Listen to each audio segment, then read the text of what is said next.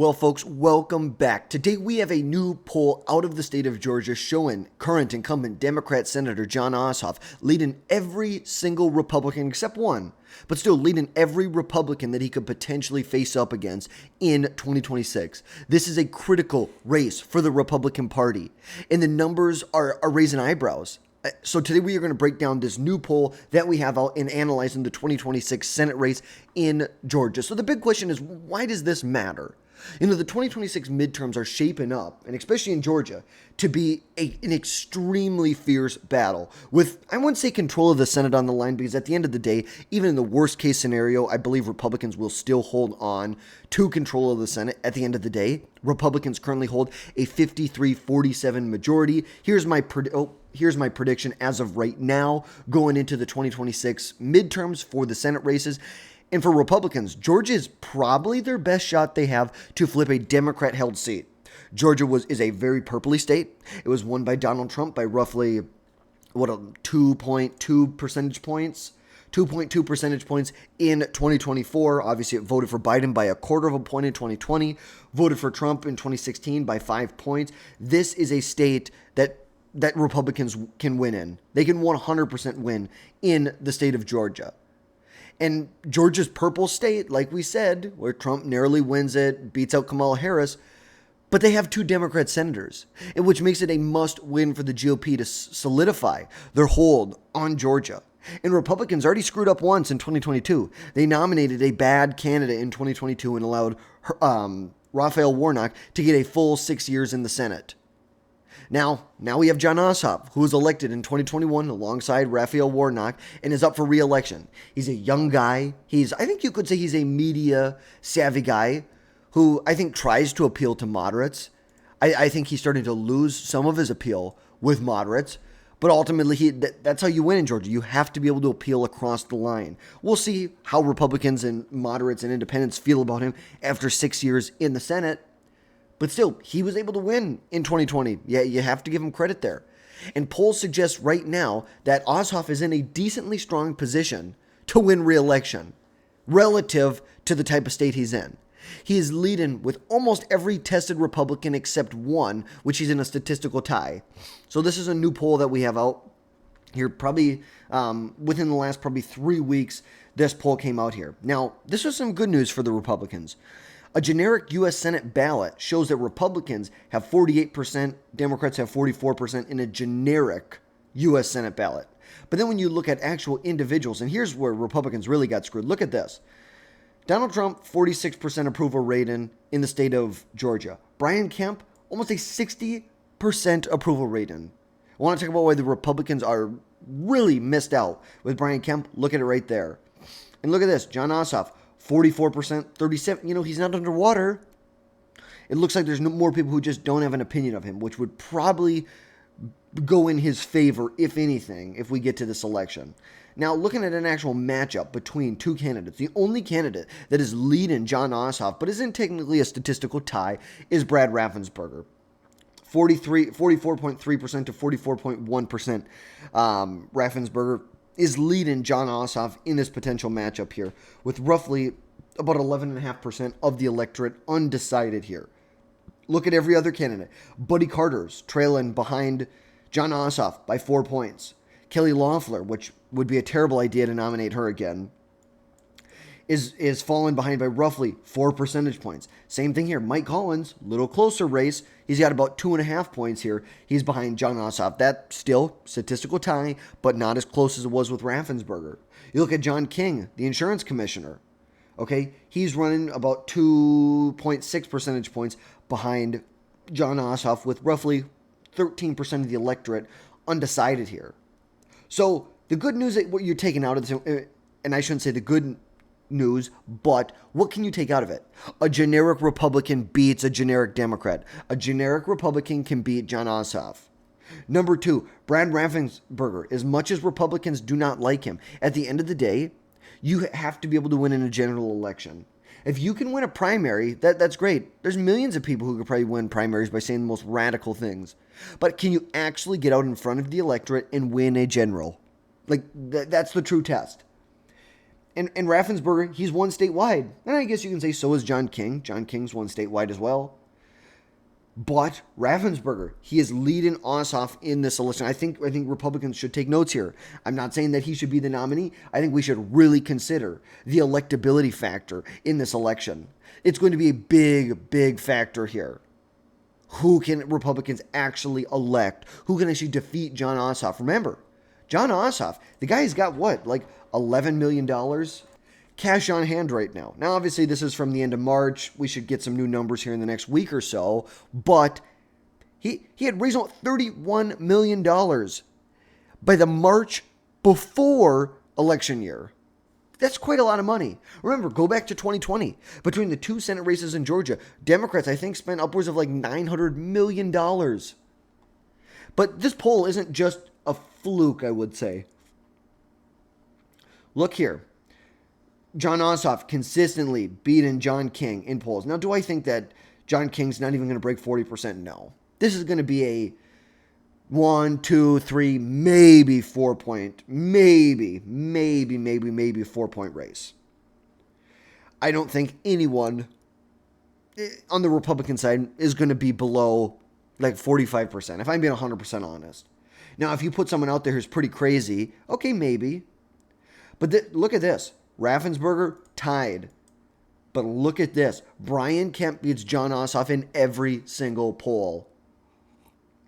Not one poll, not two polls, not just a fluke.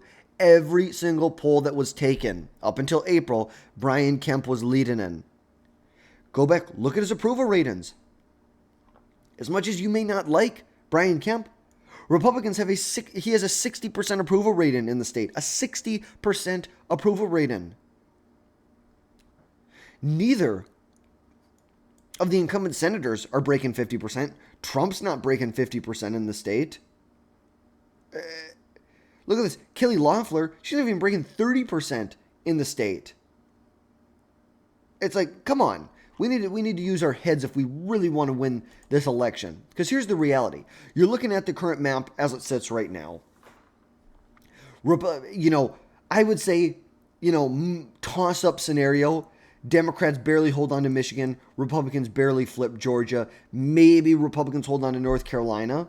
Okay, you're looking at a 54-46 Senate race right here. Now, this puts Republicans on, I shouldn't say on track, but puts them in the right direction to get to 60 seats by 2030. We're going to have another video coming out in the next couple of days about that. How can Republicans get to 60 seats this decade? How can they get there by 2030? But ultimately, this is a good place for Republicans to be. Look, you expanded the margin in the Senate. You held on to North Carolina with Tom Tillis. It's going to be a tough re-election there. Susan Collins, same thing. I think it's going to be a tough re-election. I think ultimately she wins by, 5 to 10 percentage points. But overall, this does put Republicans in a better spot than they are right now. And ultimately, the Senate is going to be able to squash any attempt by the Democrats if they get control of the House, which I'd probably give it a 60-65% chance that Democrats, as of right now, pick up the House. It's like they're not going to have this ginormous majority, but also they could win. They definitely could. There's no doubt about that. You jump over to the House side, it's like you've got, Wisconsin, Congressional District 3, Iowa, Congressional District 1, Don Bacon in Nebraska. Go over to Maine, Maine's 2nd Congressional District. You have some pretty big races here. You have California 45 and 22. Gosh, I wish I could remember what that was. 13. You have 45 down here, but also Republicans need to hold on to 41. They need to hold on to 3. They need to hold on to 22. And then Adam Gray in California's 13th Congressional District. It could be tight. I shouldn't say it could be. It will be tight in this election. And so Republicans having control of the Senate, it's crucial to stop anything the Democrats try and pull. But now you look at the Republican side. Who do the Republicans have who are running right now? So Representative Buddy Carter, he was the first to declare after Brian Kemp said he was not going to run. He's a 6-term congressman from the Savannah area.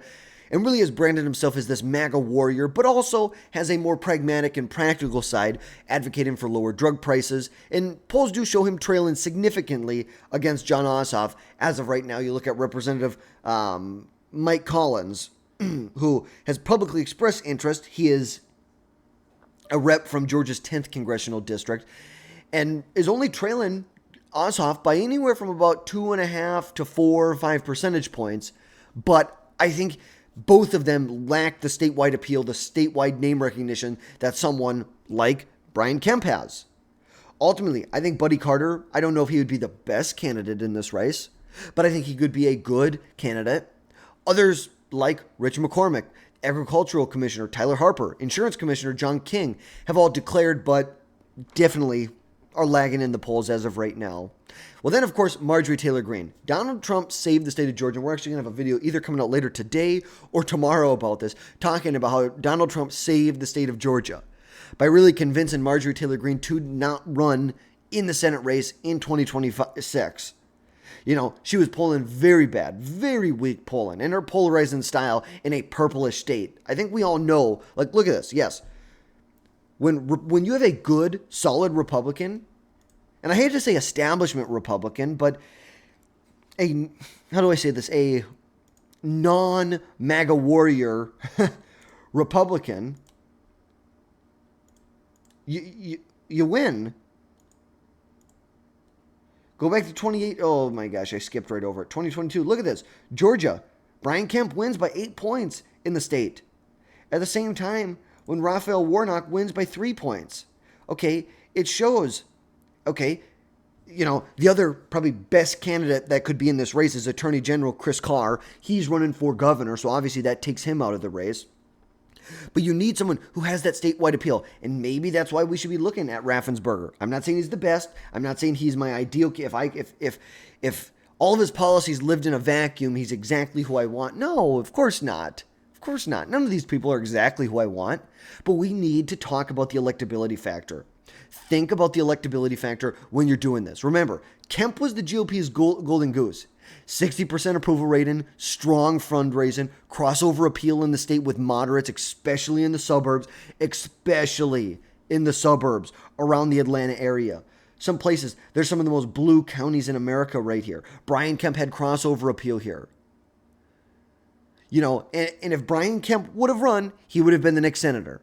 Without him, Republicans, you know, this is a toss-up. And I've said it many times that this would have been a lean Republican state if Kemp was in the race. Without him, it's a toss-up. It is. But also, Kemp, he would have cleared the primary. That was the big thing. Republicans would not focus on attacking each other. They would focus on attacking Democrats, which is what they need to be doing. And Republicans need a candidate who can unify and unite fiscal conservatives, who can unite MAGA conservatives, someone who can secure the border, who can win back with suburban voters in like Cobb County. You know, like we said, look at these counties around Georgia. Right down here, Newton County, Henry County, Rockdale County, DeKalb County, Fulton County, Clayton County, Douglas County. These are the counties where Republicans need to make gains. This is where they need to make gains here. And yes, you can run as a MAGA warrior, as this MAGA candidate to fire up the base, but you 100% risk alienating the moderates, the independents, the suburbanite voters that you need. And I think maybe Mike Collins shows some promise for that, but definitely needs to build his name recognition statewide. Because when you're going up against someone like Ossoff, who has $11 million cash on hand right now, like we said, the two races in 2022 cost upwards of $1 billion, $900 million. We're going to expect a similar fight like that. We need someone who can, and look, Ossoff can appeal to moderates. As much as you hate to say it, he can. Yes, did he kind of begrudgingly support the Laken Riley Act? Yes, after a year after voting to block it. Did he vote to block arms sales to Israel? Absolutely.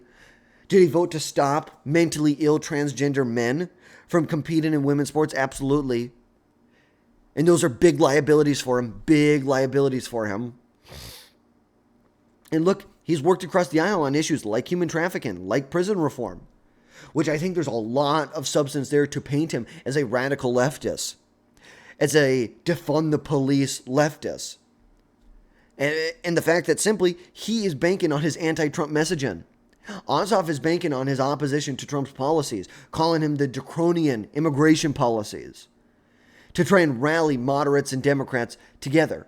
But still, voters care about inflation, border security, government spending, the economic security of the people in the state. And Ossoff may be able to navigate these, but that's why it's going to be a toss-up. That's why this is a toss-up race as of right now, because Ossoff is not perfect. Like we said, his vote to restrict arms sales to Israel, aligning with Democrat leadership, and especially on the transgender issues. I think Republicans can hit him hard on the transgender issues. But I think as much as he's a sleazy snake, he does a halfway decent job playing both sides.